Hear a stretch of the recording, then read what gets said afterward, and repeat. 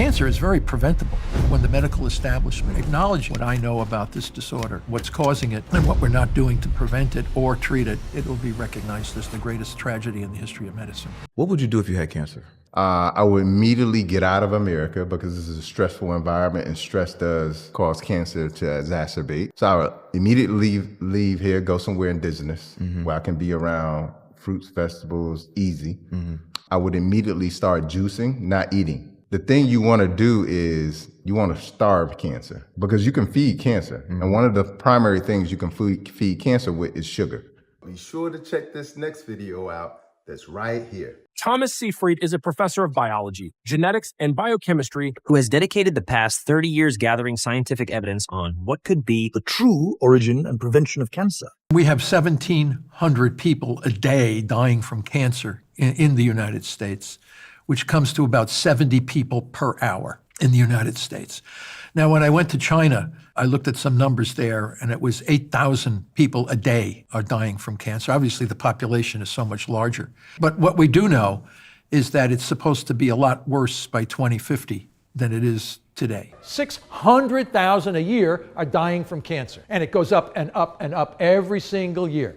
Now, you tell me what the hell is going on with it, right? This is a tragedy of monumental proportion, and it's getting worse. So you think these experts know what they're talking about? If they did, why is this happening? So that's the bottom line. Dead people are the ultimate result of the failure to understand the very biology of the disease that people are working on. All major cancer research centers think cancer is a genetic disease. You believe otherwise. It's not whether you believe, it's what the data tell us. And the evidence is massive to support that cancer is a metabolic disorder. And the problem is we're doing everything we possibly can in our lifestyle to induce it. The scientific evidence is there. Like, for example, we know that cancer was extremely rare in African tribes that were living according to the traditional ways. But when modern lifestyle entered into their societies, cancer out of control. We even did a study on dogs. We know that wolves in the wild don't die from cancer, but cancer is the #1 killer of domestic dogs. Why? It's because of our lifestyle issues. And a lot of us are doing things without the knowledge that it would put us at risk. But with metabolic therapy, you can use it as both a prevention and a treatment. And we're seeing more and more of terminal cancer patients outliving their predictability because of this. And let me tell you one thing, and remember it. If you do metabolic therapy, you can actually reduce risk for cancer. You can take away the fear. And when you say metabolic therapy, tell me what those things are. Number one, cancer loves acid. What would most Americans be eating? Would it be 90% acid, 10% alkaline? No wonder people are sick. No wonder sickness abounds. And the sadness is that most people are sick through ignorance. It costs a lot of money to put ads on television. A lot of money. I can't afford to do that. And you look at the ads on television, they're pushing the cereal, they're pushing breads, they're pushing this because I guess the money is behind it. The food industry has paid these agencies off. And you can, it's not that I'm saying it, I'm saying go to their website and look at what they're saying you should eat, shouldn't eat. And you will see things on there that are directly correlated with what that agency should be fighting against. The food agency lobbies and funds most politicians, if not all of them. And politicians create the regulations and the policies are in and around food. So they're deciding what our kids are eating at their schools. They're deciding what is okay and what isn't okay, which is why our foods are banned here, but not banned in 30 other countries. They're deciding those regulations and policies on what is considered a vegetable. That's why here in America, a packet of ketchup is considered a vegetable in our kids' school because these food industry and food companies are lobbying and funding politicians, okay? And they've been bought and sold, many of them, okay? I'm not gonna say all of them, but many of them, most of them. And yet, the nation is sick. Did you know that some of the foods we eat daily could be feeding cancer cells and supporting disease growth? The thing you wanna do is you want to starve cancer. because you can feed cancer. In today's video, we'll explore the top 10 worst foods that provide an acidic environment where cancer cells thrive. We want to give the body an environment where cancer cannot thrive. Drawing from the work of Barbara O'Neill and Dr. Bobby Price, two authorities on holistic health and nutrition, we'll uncover the shocking truth behind these foods and discuss practical steps to safeguard your health. The way we feed our body has a lot to do with the way it functions, the way we see. The shiny hair, the skin, the muscle, the bones. Before diving into the foods, let's talk about pH balance, a lesser known but critical factor in disease prevention. Our bodies maintain a delicate pH balance, especially our blood, which hovers between 7.35 and 7.45, just slightly alkaline. But here's the catch. When the cellular environment becomes more acidic, it creates a favorable environment for cancer and other diseases to flourish. So that tells us that cancer loves sugar. So when we consume too much sugar, we're feeding cancer. Cancer cells, according to O'Neill and Price, thrive in an acidic setting that's also low in oxygen. This acidic environment doesn't just appear out of nowhere. It's often a result of the foods we eat and how they are processed in the body. Unfortunately, many of these acid-forming foods are part of our daily diets. If this sounds alarming, it's because it is. Barbara and Bobby remind us that controlling our pH can be one of the most effective strategies for long-term health. It is true that we are made up of what we eat. The nutrients required for the DNA, for the rebuilding of the cell, we looked earlier in the week how we're constantly being remade, are vital. One of the biggest offenders? Processed and red meats.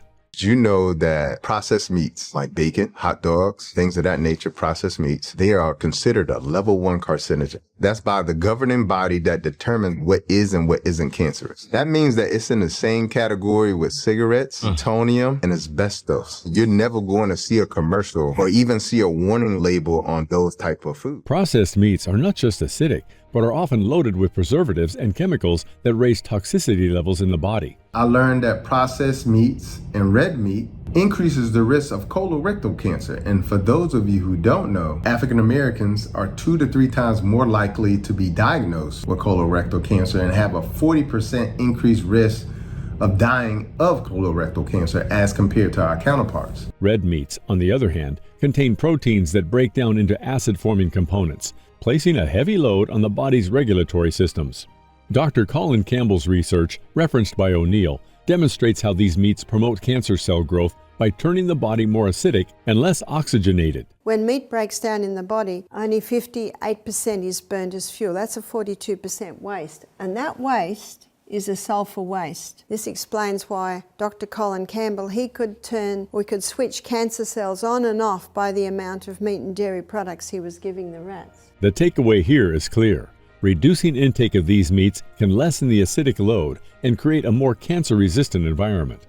If processed meats are a concern, sugar is a disaster. The most acid-forming substance that you can put into your body is the pure crystallized acid that's extracted from the sugarcane plant. It's pure acid. While sugar itself is pH neutral at around 7, it wreaks havoc once metabolized. Here's what happens. Sugar breaks down primarily in the liver, creating metabolic byproducts like lactic acid and acetic acid, which significantly increase the body's acid load. High sugar intake also depletes essential alkaline minerals such as calcium, magnesium, and potassium, which are critical for buffering acids and maintaining pH balance. Dr. Price warns that refined sugars, including high fructose corn syrup, are in nearly every processed product we consume, from soft drinks to sauces. Sugar feeds cancer. The more sugar you have in your body, what we've been able to sort of determine based on, our tests, like the PET scan, okay? When you do a PET scan, what they're doing is putting radio-labeled sugar in the body. And then what they do is they detect that radioactive sugar in the tissues. They see where that sugar is being consumed the most in the tissues, and that will tell them where the cancer is in the body. So that tells us that cancer loves sugar. So when we consume too much sugar, we're feeding cancer. It's more than just weight gain. Sugar feeds harmful bacteria in the gut and disrupts the body's mineral balance, turning our cells into ideal hosts for cancer. Many people rely on caffeine daily, but few realize its effect on pH. Caffeine creates an acidic reaction in the body, especially when consumed with sugar. This double threat, caffeine paired with sugar, is often found in sodas, energy drinks, and even some teas. When the body metabolizes caffeine, it stimulates the nervous system, increasing acid production and draining alkaline materials from reserves. Car fumes give off acetaldehyde. Cigarette smoke, acetaldehyde. The result? Over time, frequent caffeine intake leaves the body's pH unbalanced. Barbara explains that caffeine consumption should be moderate, if not entirely avoided. This lady that I'm about to tell the story about, we'll call her Julie, she was having 3 cups of coffee a day. And coffee has dehydrating agents. And the water she was drinking was not enough to make up for the dehydrating agents in the cup of coffee. So this lady was very dehydrated. And for those who think switching to decaf is a solution, it's important to note that decaf also acidifies the body, just to a lesser degree. Today's wheat isn't what it used to be. Barbara O'Neill points out that ancient wheat varieties were low in gluten and had a more fragile structure, making them easier for the body to digest. However, modern wheat is a different story. Decades of hybridization have altered its structure, making it much harder for our systems to break down and leading to gluten intolerance, inflammation, and acidity. So what's the problem with wheat? Didn't God make wheat? He did. The problem is that in the 1950s, Dr. Norman Bullag and his team of researchers put wheat through intensive crossbreeding. They were trying to create a plant with a high yield of grain. And they did it for an apparently noble purpose, to reduce poverty in especially countries like Africa, India, Mexico. And so after many years of intensive crossbreeding, the plant had a high yield of grain, but the stalk would break. Because when I was a little girl, wheat grew this high. Have you noticed how high it grows today? Only grows this high. So they had to go back to the drawing board and they came up with a plant that only grows about 2 foot. It has a thick stem, so it can hold the heavy yield of grain. And some plants are producing 6 to 8 times more grain than the original plant. Dr. Norman Bullag got a Nobel Prize for his hybridized wheat, but because they didn't think they have to put wheat through safety studies, there were no safety studies done. Sounds familiar, doesn't it? And farmers loved it because they're getting 10 times, sometimes 10, sometimes 8, sometimes 6, more grain per acre. 1976, he got the Nobel Prize, and then it went worldwide. So by the 1990s, every bread, every cereal, every cake, every pizza, every pasta, and of course all the cake section, donuts, pretzels, etc., they're all made out of the hybridized wheat. In fact, hybridized wheat contains significantly higher levels of phosphorus, a mineral that contributes to acidity. This shift in the wheat's genetic makeup has increased gluten sensitivity rates and pushed many people into chronic inflammation, another condition linked to cancer.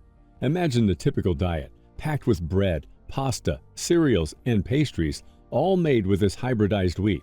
Reducing or eliminating it can reduce acidity levels and decrease inflammation. Dairy is often praised for its calcium content, but did you know that its acid-forming properties may outweigh its benefits? Here's a glass of milk. And this glass of milk is high in calcium, but it's also high in animal protein. And animal protein is very dirty burning fuel. Only 58% is burnt as fuel. Do you know what that leaves? A 42% waste. And that's a high acid waste. It's a sulfur waste.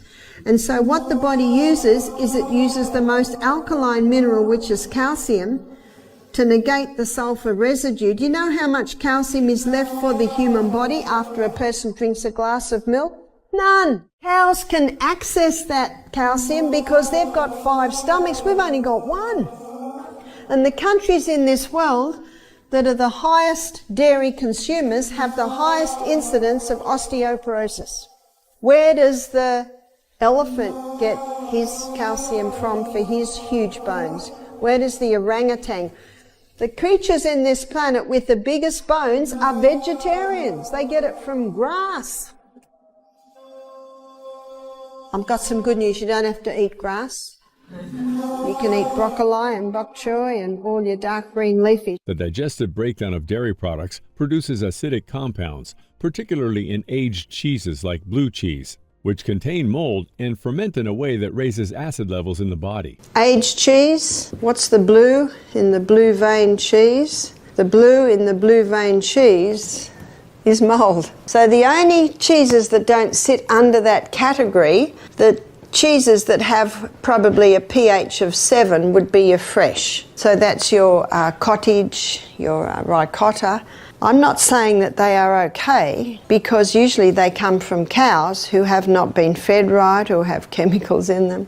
Barbara warns that dairy products' acidifying effects can burden the kidneys and make it challenging to maintain pH neutrality. Although dairy provides calcium, it ironically contributes to calcium loss because the body draws calcium from bones to counteract dairy's acidity. Alcohol, though enjoyed by many, has a substantial acidifying impact. Alcohol is not a food, but it creates an acid environment in the body. When alcohol is metabolized, it turns into acetaldehyde.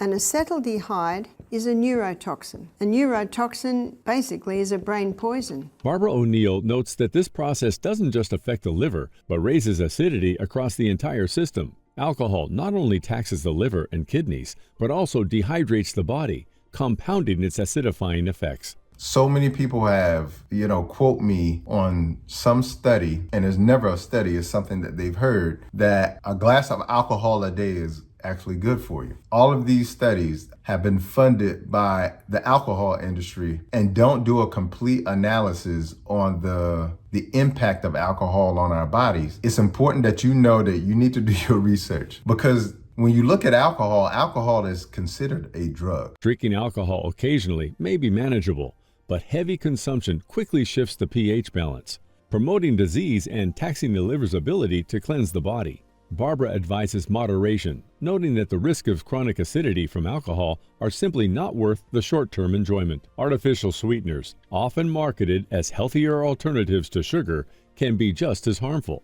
These substitutes are intensely acidic and impact the body's pH balance. A lot of people will consume artificial sweeteners and they will say themselves, it doesn't affect my gut well, it throws off my stool, I'll get either diarrhea or... A lot of anecdotal.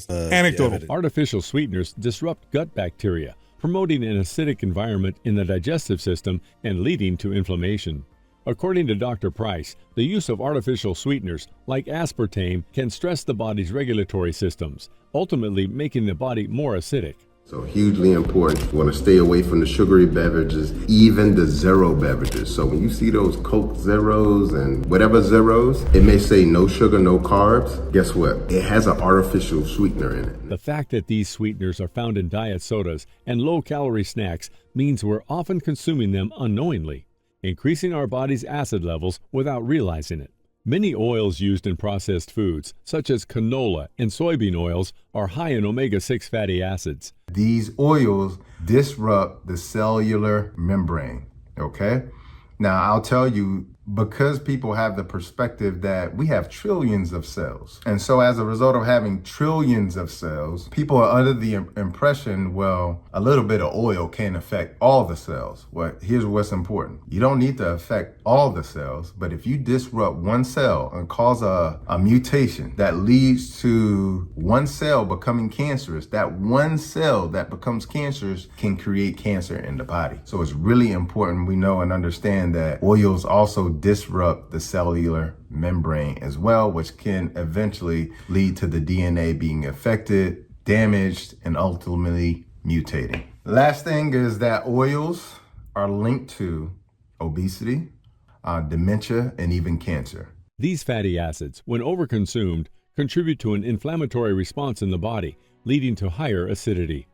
The worst oils you can take are the altered polyunsaturated fats. So the very word poly meaning there's lots of empty spaces on the molecular structure of the fat, which means that when these oils are extracted and they're exposed to light, heat and oxygen, it basically destroys the oil. These oils are pervasive in processed foods and snacks, making it nearly impossible to avoid them in a standard diet.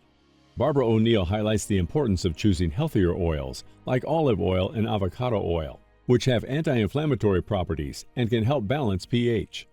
You notice when the heart attacks started? Because people have been eating fat for centuries. The heart attacks began with the Industrial Revolution.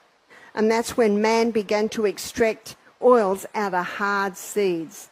So in the supermarket, when you see that corn oil, peanut oil, safflower oil, canola oil, Don't touch them. They're toxic. They're the ones that are coming in and breaking up and damaging our arterial walls. So the oils, the plant oils that have been used for centuries because they're easily extracted from the flesh of the plant is the coconut oil and the olive oil. Yes, they're concentrated. You don't need a lot, but you do need some. Lady said to me, Barbara, what oils do you put on your skin? I say, nothing, but I eat olive oil. Switching from processed oils to these alternatives can reduce inflammation and acidity, setting the body up for a healthier environment.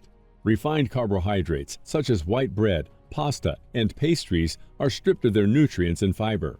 Once digested, these foods break down quickly into sugar, creating an acid-forming effect similar to refined sugar. Dr. Price explains that refined carbohydrates contribute to blood sugar spikes. When you consume refined carbohydrates, and especially sugary beverages, which have zero fiber, okay? Now you have no fiber for protection. It's literally like taking sugar in your hand and throwing it into the blood, which is going to make the insulin levels spike. Insulin resistance and gut dysbiosis, conditions that promote an acidic environment conducive to cancer and inflammation. The regular consumption of refined carbs means the body has to work overtime to restore pH balance. This process drains alkaline minerals and leaves the immune system less capable of defending against disease. So, how can we mitigate the impact of these acid-forming foods? Barbara O'Neill suggests the 80-20 rule. To maintain the 6.5 environment, we need to be having 70 to 80% alkaline-forming foods and 20 to 30% acid-forming foods. So ideally, the acid-forming foods are from this little section here. 80% of our diet should consist of alkaline-forming foods, such as fruits, vegetables, legumes, and nuts, while only 20% should come from acid-forming foods. Following this rule can help maintain the body's pH balance, supporting cellular health and reducing the risk of disease. So what you can do for the health of you and your family, you start eating more vegetables. Start implementing more dark green leafy vegetables. Start pursuing the other grains. Drop these down. It's a great reason to go to a health retreat. A health retreat is a great way to detox from the stimulants. Dr. Bobby Price also emphasizes that incorporating more alkaline foods naturally strengthens our immune system, boosts energy, and improves digestion. Foods like leafy greens, citrus fruits, and lentils are fantastic alkaline choices that buffer acidity and promote a healthy, balanced body. To wrap up, it's clear that everyday food choices can have profound impacts on our body's pH and overall health. By avoiding acid-forming foods like processed meats, sugars, and refined carbs, and incorporating more alkaline-forming foods, we can create a body environment where disease struggles to survive. Ask yourself, what's one small change you could make today to start building a healthier, more balanced diet? Maybe it's swapping refined sugar for fruit or switching to whole grain bread. These small shifts could mean a big difference for your health.